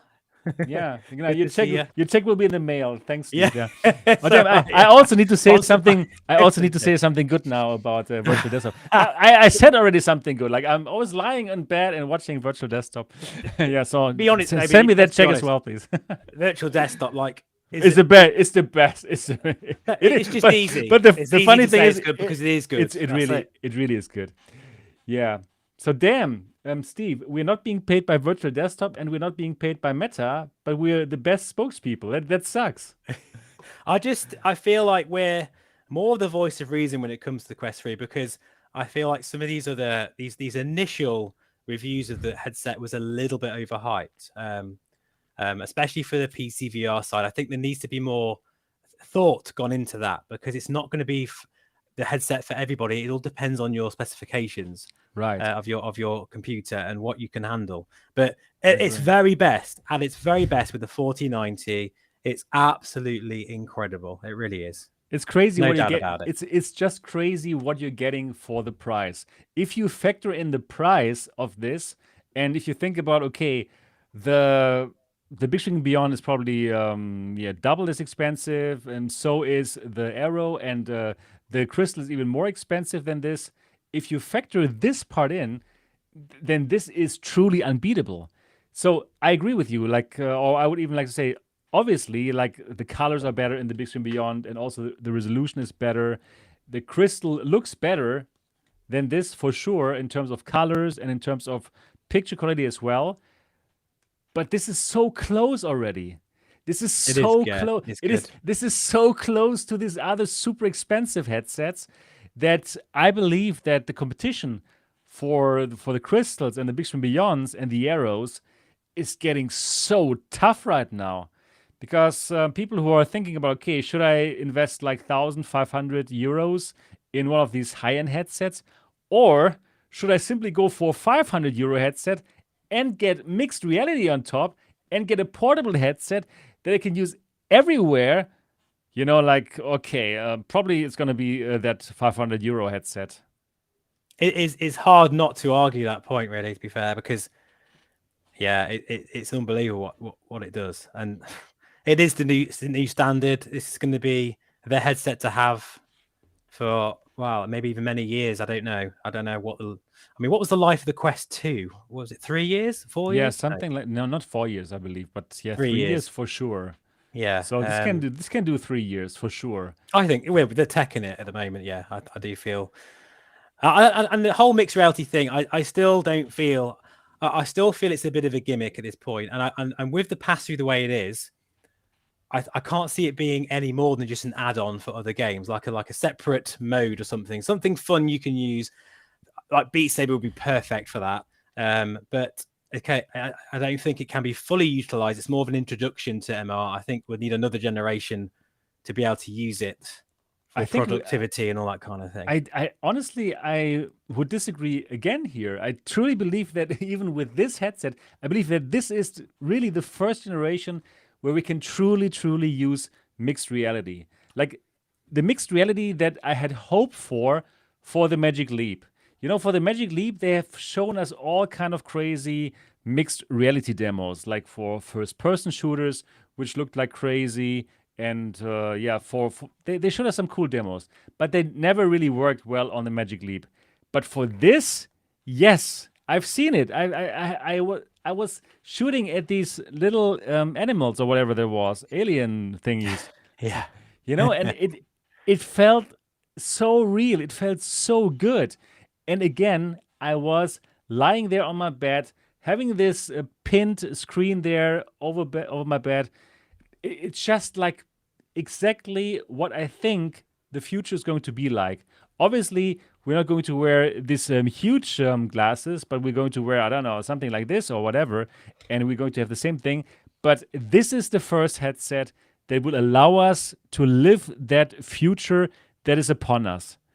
And we're just going to get more and more games and apps that are using it, for sure. So I also think that this is a headset where you can really try to work with it, like with virtual desktop or with the immersed app, being in mixed reality, just having like virtual displays.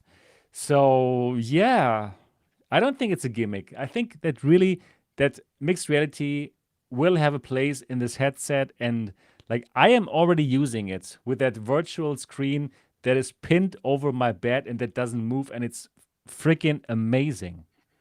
I do have a feeling that the pass through, there's more to see in it. I mean, like it's going to improve over time. Meta's going to make it better.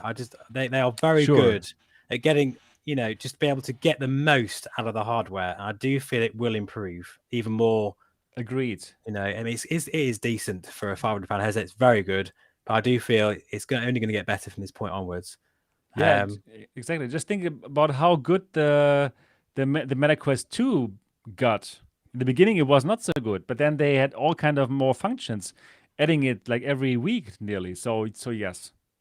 I am a little frustrated though that there is not any, even just one or two exclusive titles for the Quest 3 to really utilize the power of this new chipset. Because it's more than twice the power of the Quest 2. This is like I read somewhere like 2.6, 2.7 times more powerful than the Quest 2. And I'm frustrated when I just feel like we really need to see what this headset can do on launch day. But of course, we're going to have to wait. And like Assassin's Creed, which I am really looking forward to, I can't wait for that game to drop. But I know it's going to be cross-platforms. It's going to be Quest 2 and Quest 3, which means it's going to be downgraded essentially for the Quest 3 in terms of. I just hope that we get an enhancement, because funny enough, I did look at Walkabout Mini Golf. That has had a 30% increase in resolution with the Quest 3. It's been an update. I'm sure that has. Cool. And it looked so good in the Quest 3.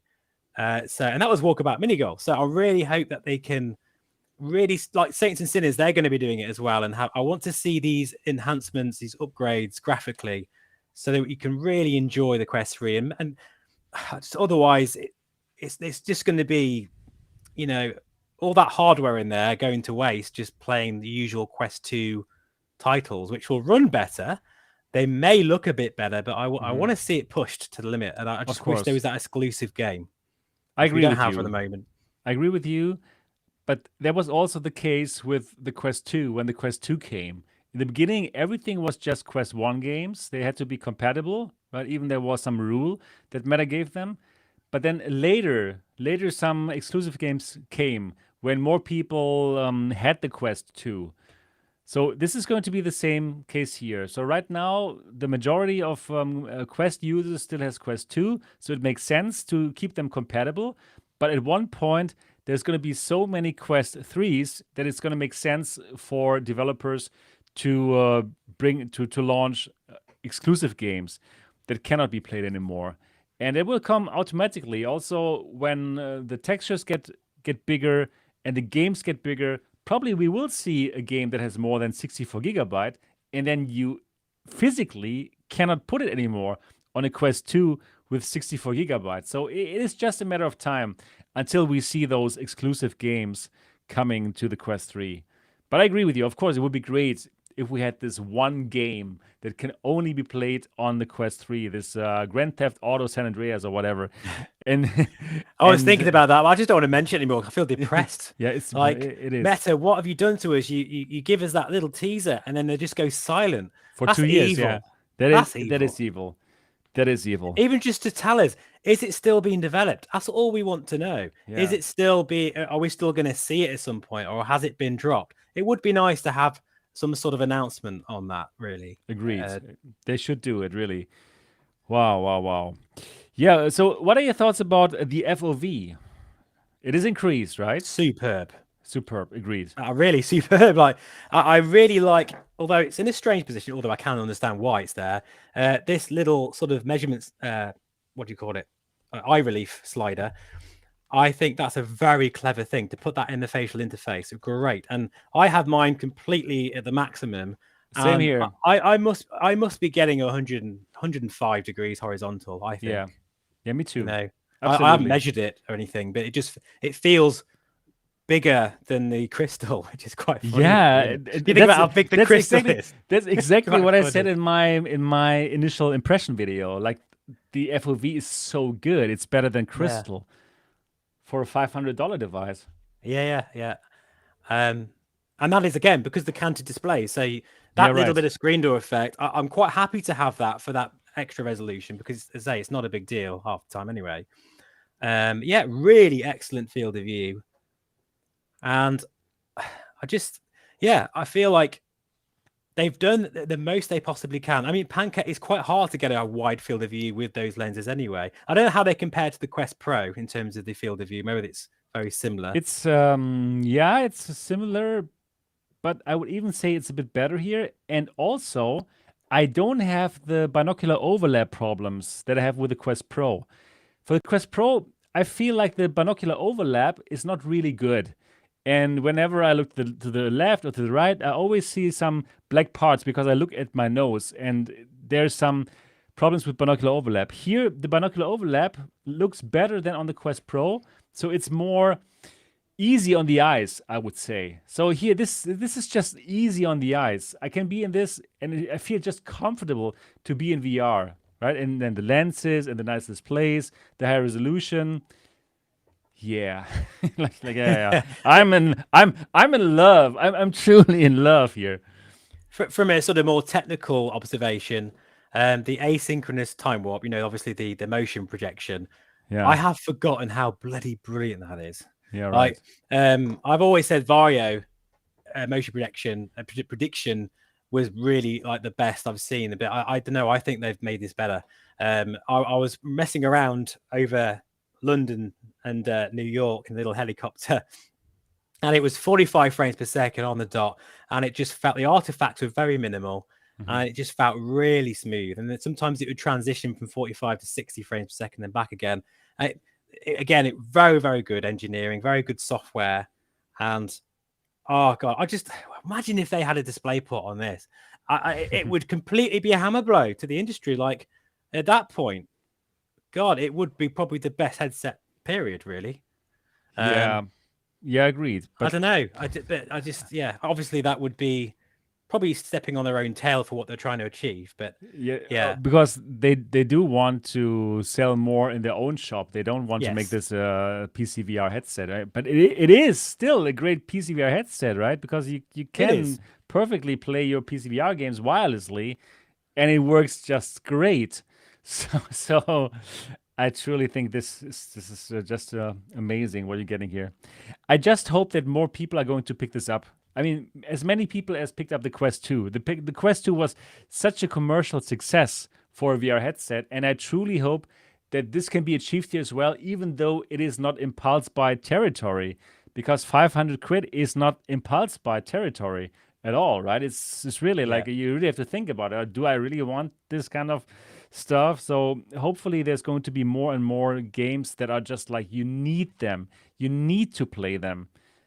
Like, I don't know, Assassin's Creed perhaps. We don't know yet how it's going to be, but hopefully good.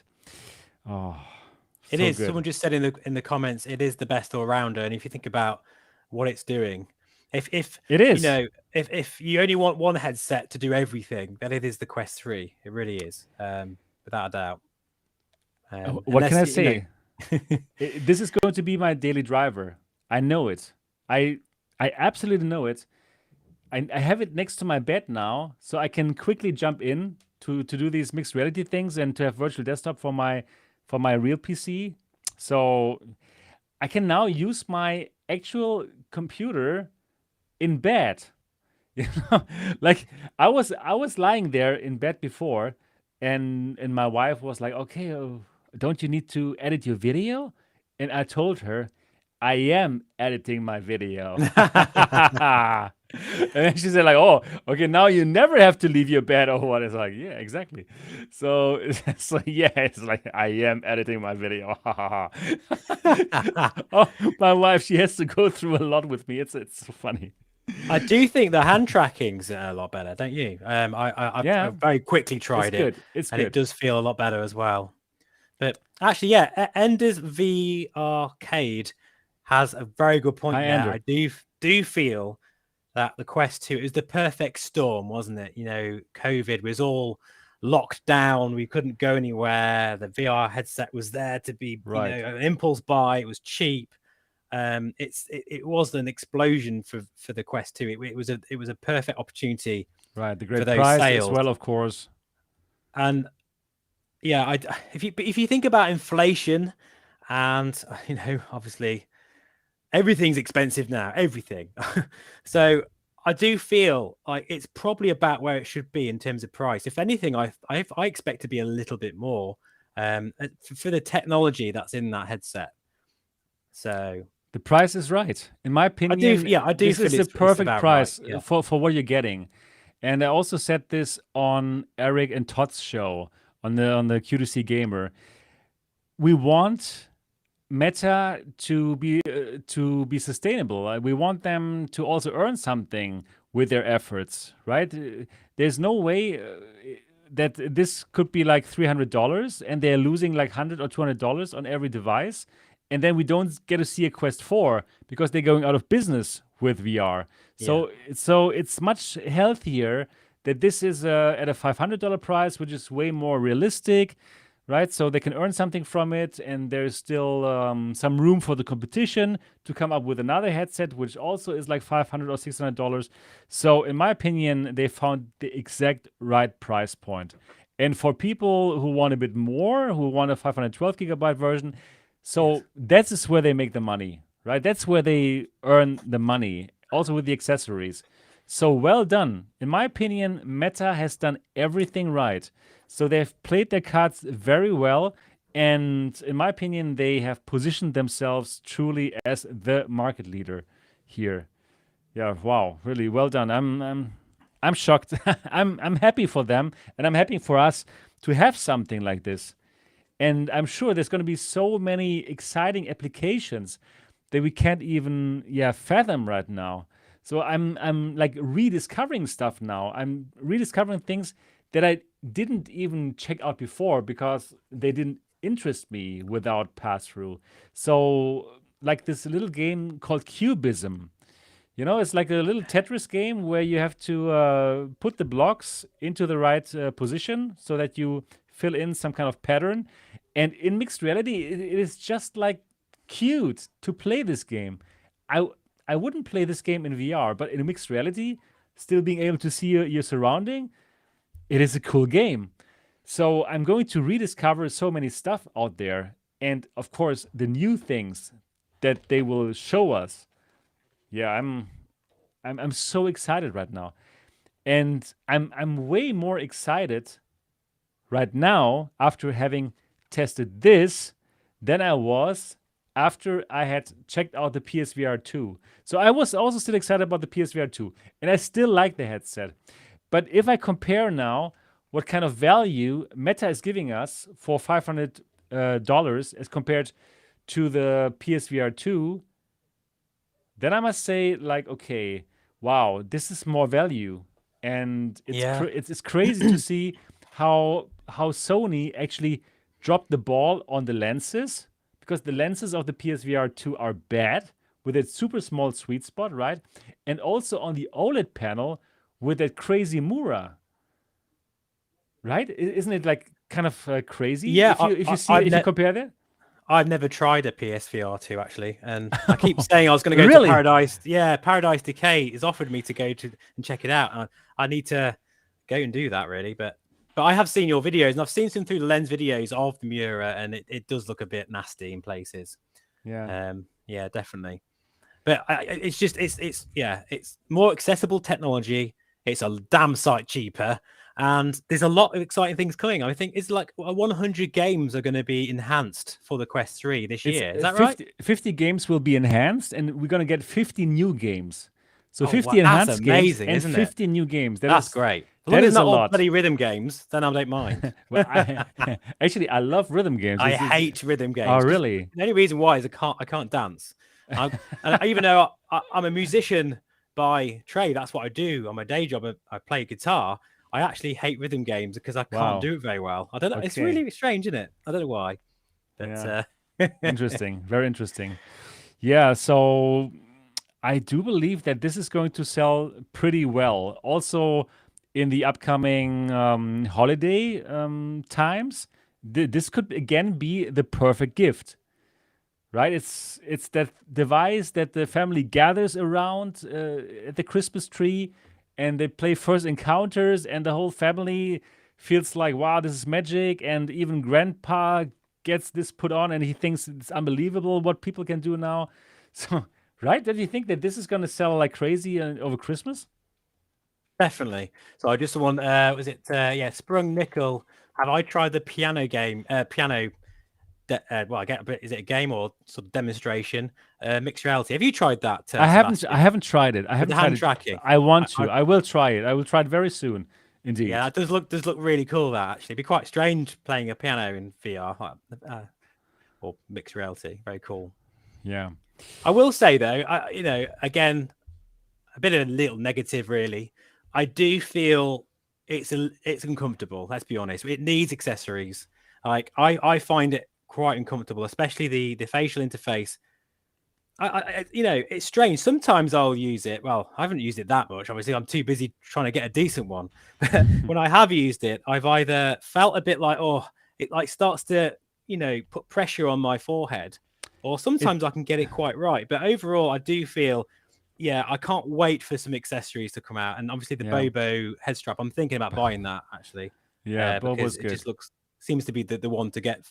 Although again, it's that's the trouble, isn't it? By the time you've got perhaps a charging dock and a new head strap, and the sort of knuckle style straps on the controls, it's getting expensive, isn't it? It is getting expensive. It does, absolutely. It's a shame that you can't just.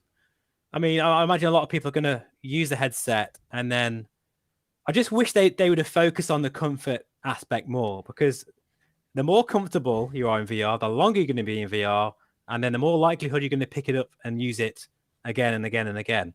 Yeah. I do feel Meta kind of dropped the ball on that one, because if you want more people in VR, it's got to be comfortable, and this thing isn't. Not for me anyway. It's better. It was better than the Quest 2 strap. I mean, don't get me wrong. This is more supportive, but I just feel like they could have. I don't know. I honestly don't think it's as bad as you make it sound here. But obviously, it's your own experience. So if it's your experience, it's right. It's true for you. I can just say that in the limited time that I tried it now, first of all, it's much better than the Quest 2 because it's not so front heavy, right? And what I really like about this strap, and let me tell you again, I'm using this in bed. Yes. Well, actually, yeah. So for that, it's perfect. you're gonna be fine. The soft strap is perfect. Yeah, it makes sense. You know, I couldn't even use that with the Elite strap or with the Bobo.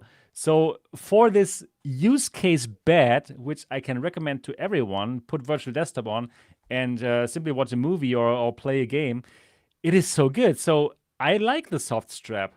And I agree, if I want to play games longer, like hours, then agreed. I will totally put this off, and I'm going to use a strap with a counterweight in the back and probably with a battery. So yes, Elite strap from Meta or the Bobo, definitely. Yeah, but in general, I think it's not so bad, and not many people really play like hours and hours, I believe. I don't know. Who knows? Do. You do. Yeah, okay. I get it. If you spend hours and hours in that, and if you're used to something like the G2, which still has like amazing comfort, it's really comfortable. It is superb. It's superb, right? I mean, look at it. That head strap. It's just, I know some people weirdly it's broke. This is so old. This G2 now. It's like one of the first ones I got, when they sent them out, because you had the first one. I think I must have had like the second one, right? And it's still going strong, this, and it is crazy. Incredibly comfortable. Yeah, the G2 is so well built. It's one of I am saying it's comfortable, but look, I've got a mod on it. I've got the Studio Form bouncer kit on it. So admittedly, I have got mods on that as well. But wow. Yeah, right. So these headsets, these balanced headsets, are definitely more comfortable than this with the soft strap. But again, the bad use case, bad, as in BED, not BAD, BED, in bed. Bed use case. Bad use case. Yeah. So I will keep the soft strap for these kind of scenarios handy. So what do you think about the battery life, Seb? Because I haven't had it. Well, I haven't used it from completely full to empty yet. Yeah, I did. But, it's not so good. Not so good. I'm going to say I had one for. I think I used it from 50%, and it went really fast. Yeah. So not so good. So really not so good. So for the use case in bed, I have a long USB cable, so it's always plugged in. Since I'm not moving so much, right? I just need to watch that big screen, so that's fine. But you do need some kind of extra battery.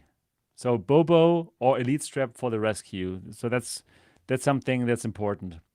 And especially if you use mixed reality, it seems to even need more energy. So therefore, you do need more.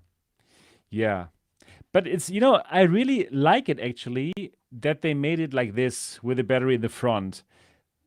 Because that gives us the opportunity to exchange the head straps. Yeah. So everyone will have their head strap, right? The Bobos, the Kiwis, the Metas. So yeah, everyone will have their favorite head strap, and I love that modularity.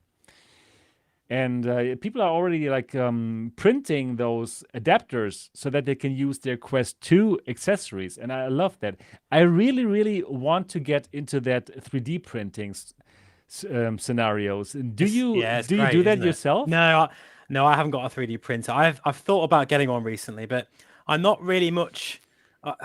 When it comes to like making things, I'm not really that kind of person. Really, I'm not really much of a DIY type person. You've got to have that in you. I think that kind of engineering interest. But I do appreciate it is.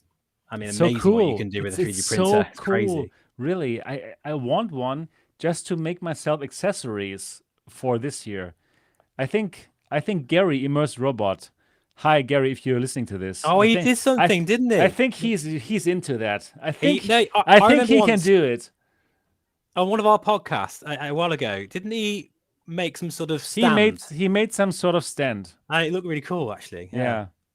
Please, Gary, make something like that for us again. Please, that would be amazing. Promote on our channels. Exactly. If he could print me this kind of adapter so I can use all my Quest 2 accessories. Yes. That thing, I would need it.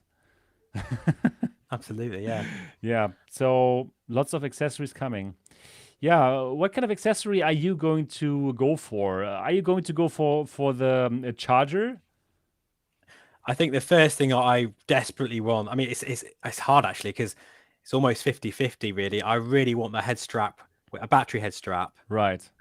Obviously, Bob, I am probably going to buy one actually this weekend now that I've actually got a Quest that works. But then the facial interface is a big deal for me as well. And as Guy pointed out in the comments, I really am looking forward to VR covers solution. I don't know if they sent you it, Seb. I don't think I've got them here. But I do have some cloth covers from VR Cover. Yeah. And these here? Wow, look at that. I have everything under my table, you know? Everything. Like headsets, accessories, everything's under my table here. It's incredible. I just need to point it out. You've got everything. Everything. Yeah. But that's a sort of decent interim thing. And it does make it a bit more bearable. But no, we need a proper full facial interface from them, you know. And it made me realize actually, because I've given my friend my Quest 2, now it's gone.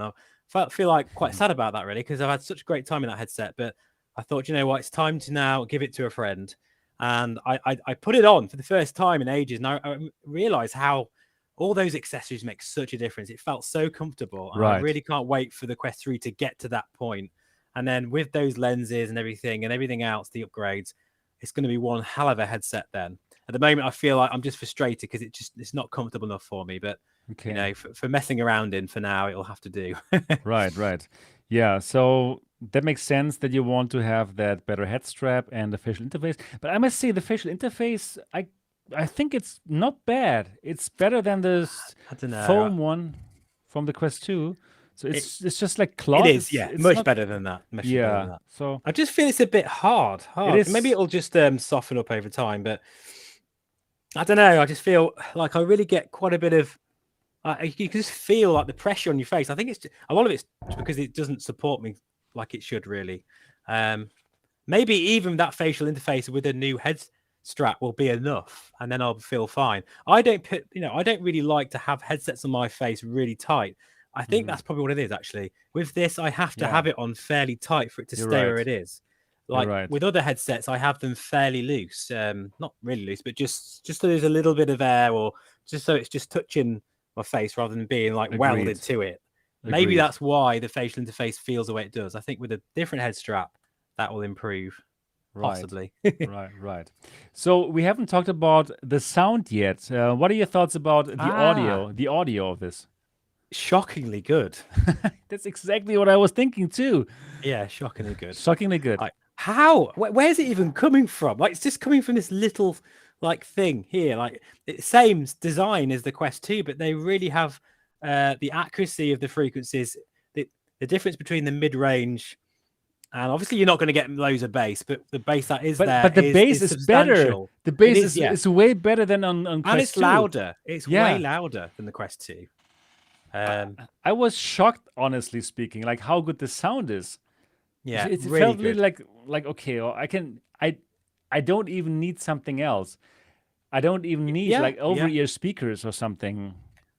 I don't think I will use headphones with that. I mean, you know, it's enough. I think they're good enough now, to be fair. I mean, admittedly, I do feel perhaps the G2 speaker, you know, with the off-ear audio is still incredible. The index audio and the DMAS. Got to mention Pimax DMAS, which is right up there now. It is great. It is great as well. Very, very good. Absolutely, yeah. But for what it's trying to achieve here, I think it's more than good enough, to be fair. So yeah, well, we have amazing audio, we have amazing lenses, we have an amazing display, we have amazing mixed reality, we have good pass-through, We have great PCVR capabilities wirelessly. We have great standalone capabilities. We have a great price. Are you freaking kidding me? This is the best headset I've ever tried, I would say. The best all-round headset. They have nailed it. Meta has completely nailed it here. You have to give them credit where credit is due. That's a good point, actually, Sven. Have you tried the microphone on it yet? I have not. Because I've heard not yet tried conflicting opinions on it. So Okay, I've seen some reviewers, and it does sound amazing. I haven't tried the mic yet because it doesn't seem to work in Airlink. I don't know why that. I think that's a bug with the software at the moment. But I've seen at least 1 or 2 reviews of saying it's a bit bad. I haven't tried it. Yeah, I have to try it. Yeah, true. But no, you're right. You're totally right. Like, I am being very nitpicky about this device, and especially I'm coming from a very niche point of view in VR. But yeah, overall, it's. I mean, the fact that I've tried so hard to get a Quest that I'm happy with the image quality says it all. I want one. I want to own one. I couldn't not have this headset in my life. Like, I'm absolutely blown away with it, and it won't be my daily driver only because of my flight simming. My daily driver at the moment is the Beyond, actually, but that's only because of flight simming. But if I was an all-round sort of like more of a gaming focused VR person, then without question it would be the Quest 3. It really, absolutely. And we haven't even talked about the controls much, to be fair, have we? And the tracking is great. In fact, you'd know more about that than me, but from what I've tried, it seems fantastic. I didn't have any glitch. Everything was just working as expected.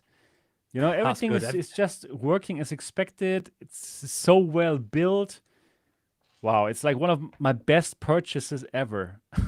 Oh God, just make sure you get a good one with a good display, and you're good to go. But I don't have any problems with it. I don't have dead pixels. I don't have Mura.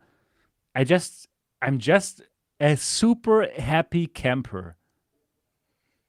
Yes, I'm in love. I love that. I'm truly in love. It's crazy. I'm in love. Yeah. And I'm now it's going to be interesting. What's going to happen next in terms of how they're going to continue to improve it in software, and they will do, and it will be amazing. And the new Quest 3 version 1.5 update, shocked face. All those videos coming out. I'm going to make these videos now. You've got to. Yeah. You could do the shock face better than anybody. That's amazing. Yeah, wait for those. They're going to be everywhere. Oh, it's so funny. But it is going to be interesting to see how the software is going to improve. Like I say, absolutely will. The kind of accessories we're going to get for it, and the games. Content is king. We all know that.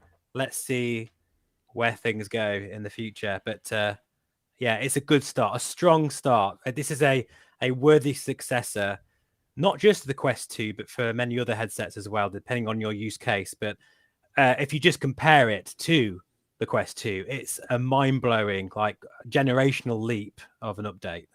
Absolutely. They absolutely hit it out of the ballpark with that. So yeah, I can't wait to get my strap, to get the next strap, right? It's just like you said, to make it more comfortable, to make it more balanced. And then I want to spend hours and hours in it. Crazy. I didn't have that feeling for a long time that I really want to be in a headset so long because I want to play VR games or so, honestly speaking. So I'm happy. I'm happy that I have this feeling back and that this is so exciting. And also what I'm happy about is that we kind of like get a very good glimpse at this mixed reality stuff that Apple wants to do with the Apple Vision Pro. Right, they want to do exactly these things, like the virtual monitors that I have floating now already over my bed for $500. They want to give us that for $3,500, and it will be amazing. It will be great. But for people who will then see that amazing things from Apple, they will then ask probably around, where can I get this for cheaper? And okay, the Quest 3 is there. So yeah, this whole industry is going up. Absolutely, it really is. It's like I'm excited to be in this industry. Think about this year. It's been insane. Like just the amount of hardware we've had. In fact, it's quite we've had so much hardware, not many exciting games, but like we've had three high-end headsets, or has it been two? I've lost count now. I don't know actually. The Crystal and the Beyond. Obviously, we've got the VR one around the corner. The Quest 3, just unbelievable. Like, it's been an amazing time this year, and I do feel like, we've got Samsung possibly on the scene as well. A few other companies that are dipping into it. They're watching closely. It's a really interesting time right now. Super, super exciting. Wow. I can't wait to try more things. I simply want to try as many things as possible. I'm actually really now that I've got a good headset, I'm itching to play this now. I need to get on charge and just spend a full battery in this messing around with it, because I'm really excited to properly use it now as a standalone headset, because really I've bought this mainly as a standalone and PC VR gaming headset primarily, and for that, as I say, I can't wait to I'm wondering, I've recently seen some videos that showed that you can now see the YouTube chat in the Quest, some update. But I'm not sure if it was only in some kind of beta version for some YouTubers, or if this is already public. So if somebody knows about this in the chat, could you let me know? Is that already like a function that I can see the YouTube chat in the Quest 3 now? Because then I would love to stream some stuff and read the chat while doing so. This is like really a function that I love to have. So if somebody knows if this is already a function that is available right now, do let me know in the chat. So that would be good to know. You need, Seb, I'd love to see you going back and just streaming gaming again. Yeah, as well. I will do it. I will do it.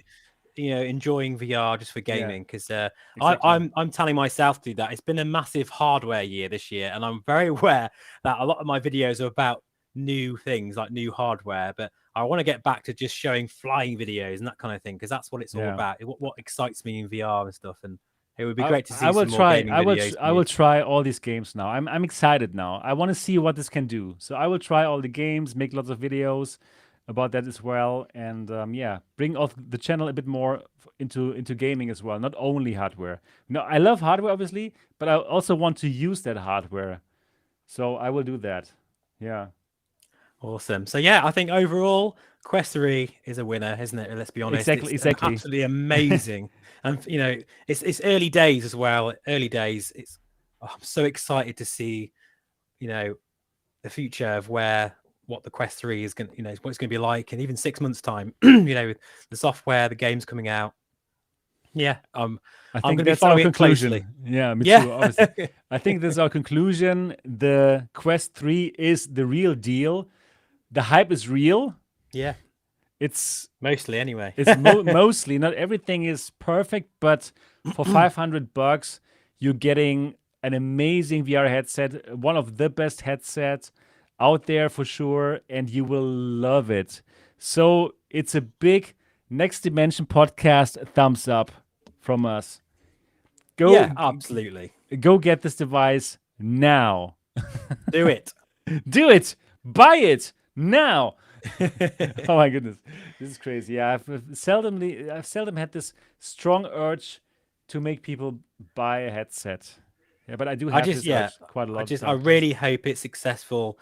In the long term for Meta, because I don't want this to be their swan song. I want it to be, just another iteration, another exciting investment for Meta, that they can continue producing these amazing headsets. And it's funny, because even obviously I'm used to high-end VR like you are, but there's something quite magical about how Meta sort of make you feel in VR with the way the UI works, and when it welcomes you, and you've now with the mixed reality pass-through, and how seamless it all is, it feels quite magical and quite exciting. And I don't quite get that feeling with other headsets like I do with Meta. They do a great job of making you feel excited for the technology. Absolutely. Everything comes together very well. So I honestly also hope that next year that that Pico is going to give us another headset to rave about, the Pico 5. Hopefully, this is going to be a headset that is hopefully also available not only in Europe, right? We got the Pico 4, and I really loved, and still love the Pico 4. But with the Pico 5, I truly hope that they could also go to North America and other places so that there's real competition. What are your thoughts about this? Do you think it's going to happen? Well, there is rumors of a line of Pico products. So it's Right. going to be sort of like a standalone and maybe even like a Quest, a Quest Pico. Quest No, Pico, yeah. a Pico 5 Pro or something, Right. which will have my beloved DisplayPort connection that I moan about all the time. And I think Pico's got the best chance right now of They could do making it. an affordable mid-range Agreed. PC VR headset that can rival finally the G2, because that we need that. And I think Pico, I'm hoping they're aware of this and they can have both sectors of the market, or at least, because it's a huge sector of VR. We need a mid-range PC VR headset. We don't have that still. And we have it with a Quest, admittedly, but oh man, if Pico could just knock it out of the park and give us that DisplayPort connection version, they want to at a relatively decent price point, with this sort of form factor as well. Oh, that would be great. That should happen. That should happen next year. The Pico 5 Pro Max. It should have like that's what it's called. Exactly. It's not the Pico Quest Pro Max then. No, not the Pico Quest Pro Max crystal clear. so that is supposed to have this super high resolution, like 4K per eye. It's DisplayPort, the same chipset like the Quest 3. So yeah, that could be a very nice headset. Yeah, this is not the first headset. Sorry, this is not the only headset rather to have the XR2 Gen 2. No, the Pico 5 is going to have it. The Pico 5 is going to have it, the Pico 5 Pro and the Pico 5 Pro Max, if that leaked document is real.